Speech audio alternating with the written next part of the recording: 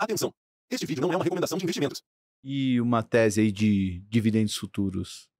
Olha, assim, eu acho que quando você fala de dividendo futuro não é garantido, né? Acho que vamos deixar bem claro. Possibilidade, né? É sempre uma possibilidade. E essa empresa é uma empresa que ela tem subsidiárias que já pagam dividendos muito robustos para a holding, mas que não são distribuídos, porque a empresa tem outras prioridades hoje. E eu estou falando da Cosan. Então, a Cosan, assim, eu acho que é quase que chover no molhado falar um pouco dessa empresa, porque é uma empresa que se reinventou completamente de 20 anos atrás, talvez, era uma usina de açúcar e álcool, e se tornou hoje um dos maiores grupos empresariais do Brasil, extremamente bem gerida, com uma cultura interessante, uma das melhores, se não a melhor alocadora de capital do Brasil em alguns segmentos. E assim, uma empresa que hoje está com um valor de mercado de perto de 35 bi mais ou menos, que vem passando por um ciclo de investimentos muito pesado, né? E até explicando o que é a Cosan. Debaixo dela, ela é uma holding, e debaixo dela ela tem a Raízen, que é onde tudo começou, né? Onde se originou, que é uma empresa que vem tentando talvez buscar eficiência cada vez mais nas operações, e com um plano de investimento muito interessante focado no etanol de segunda geração. Etanol de segunda geração nada mais é do que o etanol produzido a partir do bagaço da cana, mas que tem um valor de mercado muito superior e que você consegue fornecer para clientes muito mais específicos, Japão, etc. Outras coisas também, combustível de aviação. Então, a Raízen se tornou um centro de muita inovação dentro da Cosan, e totalmente ligado à economia verde, baixas emissões, etc. Segunda empresa, Compass, que teve a aquisição lá atrás da Comgás, distribuição de gás natural, fez outras aquisições, né, comprou a Gaspetro, da Petrobras, aquela do Sulgás, tem alguma coisa de infraestrutura e tal. Então, a Cosan, eu diria que ao longo do tempo, ela foi se tornando um grande benchmark em eficiência.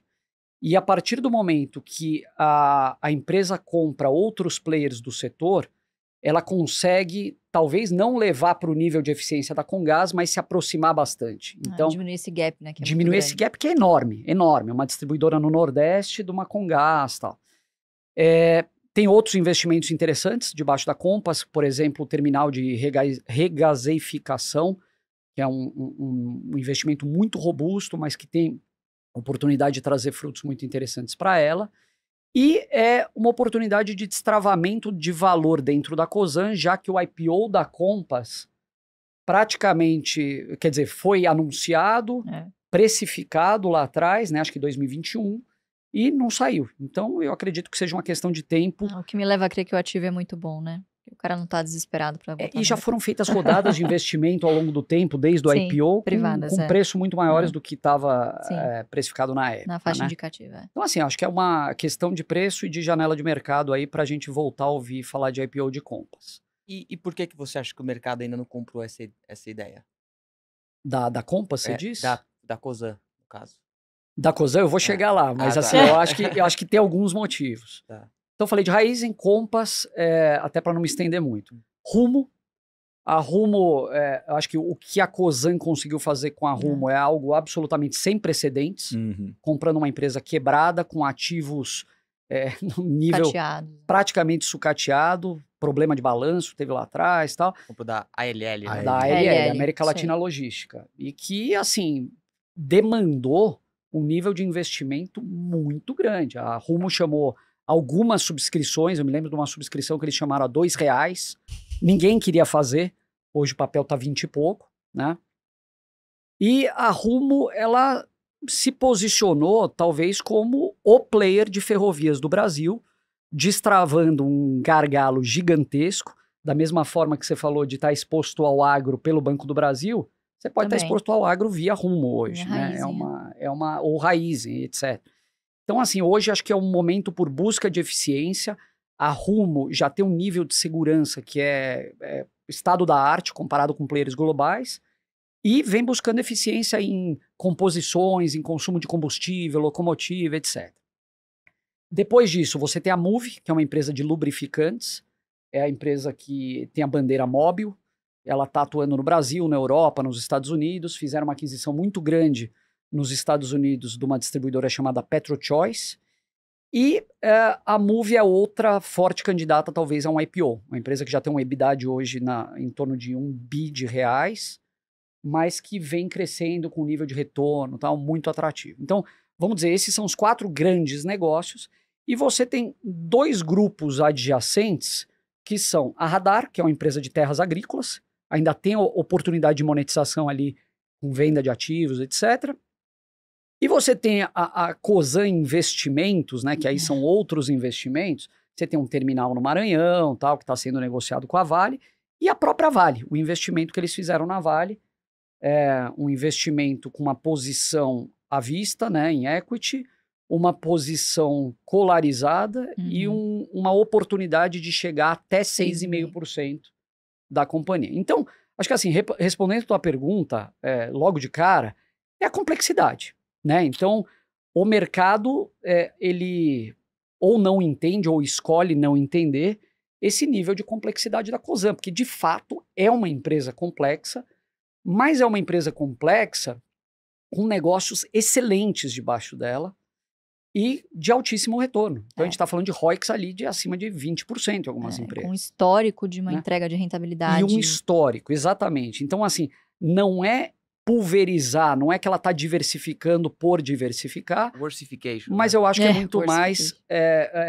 oportunístico, assim. Então são negócios que dentro desse todo, eles passam a fazer sentido. Então, ela negocia hoje com desconto de holding, né? Quando você tem o somatório das partes. Então, eu acho que deve girar em torno de 25%, 30%, posso estar enganado hoje em dia. Acho que até mais. Agora Mas, no 16 está até mais. Mas 45%. que tem a oportunidade de achatar, né? Total. Então, Total. eu acho que é um pouco isso a tese de Cosan. No final do dia, a soma das partes diz tudo, né? Exatamente. E aí, respondendo a pergunta do Thiago sobre dividendos, ela está encerrando um ciclo muito pesado de CAPEX atualmente. Ela está entrando numa fase de desalavancagem. Então, acho que hoje o grande foco da Cosan é desalavancar. Ao mesmo tempo, ela abriu um programa de recompra de ações, que eu acho que é uma alocação interessante. E eu acho que é questão de tempo no futuro para ela ser talvez mais generosa com dividendos. Só que assim, como eu falei aquela hora, a gente não quer dividendo a qualquer custo. Então, quando você está comprado numa empresa que tem esse track record de alocação de capital fantástico, eu confio no gestor, eu confio no controlador e eu sei que ele vai fazer um bom negócio. Os caras têm 30 bilhões under management e receberam 3,9 bilhões em dividendo. Belo yield, né? Pois é. É o Rubens Ometo, né? Rubens Ometo. Rubens Ometo. Eu acho que o ponto aí da Cosan fala muito sobre a filosofia da paciência aí, né? Eles não têm tanta pressa em fazer esse negócio dar certo, distribuir, eles não precisam ter essa ansiedade de agradar ao mercado. E como o mercado é um pouquinho mais imediatista, talvez ele queira acertar o timing ali. Eu entro na Cosan quando a festa for começar. Até lá, vou me divertir com algumas outras coisas. O dividendo, ele nem sempre é a destinação mais interessante para o caixa da empresa. Ele pode fazer várias coisas. Ele pode recomprar ações, ele pode fazer M&A, ele pode fazer novos projetos, ele pode pagar dívida. O dividendo é só um deles. Eu acho só, eu não acompanho tão de perto assim a Cosan, mas eu lembro que o interesse na Vale gerou um ruído, né, na época, assim, foi sem dúvida. Pelo tamanho, né, a Vale... Sapo engolindo boi. Exato, né, é uma empresa, apesar de ser uma empresa gigante, né, a Vale é maior do que a Cosan, né, então acho que gerou um certo ruído de, talvez seja querendo crescer mais do que pode, enfim. Mas até a Vale mesmo está nos preços interessantes agora, né, a gente diz porque a gente tem na nossa carteira, né, enfim, e acho que acaba sendo uma boa combinação aí de investimento. E essas holdings, né, subsidiadas que ela tem embaixo, quão alavancadas elas estão hoje para quanto que a gente pode ver esse dividendo virando caixa para os acionistas? Então, hoje a Cosan como um todo, ela está num nível, acho que talvez de 2,5 vezes EBITDA, alguma coisa assim. O investimento pesado que você tem ali, talvez na Raízen seja o maior de todos, né? Com as Planta plantas de E2G. E2G. Na Rumo foi muito grande também. Mas você já vê uma baixa futura desse ciclo, uma baixa iminente do ciclo, vai. Então, eu diria que hoje a grande prioridade da companhia é desalavancagem. Tá, então... E assim, é uma holding, e sempre vem aquela questão, você tem holdings puras e holdings não puras, né? A Cosan é uma holding que você tem vários negócios, mas são negócios que, assim, eu consigo entender de alguma forma a razão de cada pecinha tá lá. Então, o play da Vale foi muito de descarbonização da siderurgia, né? Então, para você descarbonizar a siderurgia, que é um dos setores mais poluentes do mundo, você precisa do minério de qualidade. E a Vale tem essa... É uma vantagem comparativa do Brasil você ter a possibilidade de oferecer esse minério. Algumas outras empresas ali olham essa mesma coisa, né? Aonde que a gente é forte no Brasil? Eles conseguem ter, então, energia renovável e tal. Agora, quando a gente pensa, por exemplo, em Cosan de passado, é uma outra empresa. E aí eu acho que talvez fique essa tal da memória de mercado. O cara fala, pô, a Cosan é usina de açúcar e álcool. Cíclica, né? Os problemas de governança que a Cosan teve no passado, e teve, de fato, né? Então, ela fez uma simplificação da estrutura. Você tinha uma holding lá fora, a CZZ. Você tinha a holding que era a dona da Rumo, a R-Log. E foi... Então, eu acho que assim, quando você olha para onde ela está indo e como ela tem feito, a Cosan vem ticando as caixinhas, né?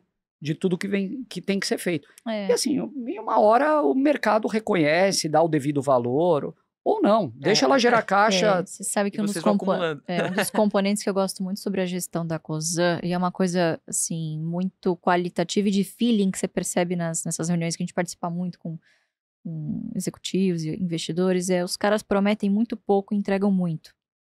Eu prefiro muito mais ir numa reunião que o cara é pé no chão, olha, pô, o guidance é esse, mas a gente foi conservador. E o cara entrega do que aquele gestor, sabe, papudo, que fala, não, esse ano é o ano, vamos entregar, nossa, vamos surpreender e tal. Aí quando chega na hora do vamos ver, é surpreendido aí, né? Então, acho que esse pé no chão da gestão, assim, que é muito característica lá do pessoal que fez escola na Cosan, é uma característica, assim... pessoal, né, que não tá no balanço, mas que no feeling é um intangível. Já diz o Charlie Munger, né, melhor você ter baixas expectativas, né? É. Então, se você entrega baixas expectativas pro mercado e a empresa entrega mais do que se esperava, e que bom que o mercado não tem dado o benefício da dúvida, né, que abre espaço aí pro jacaré fazer umas compras oportunísticas. É isso. Interessantes. Boa.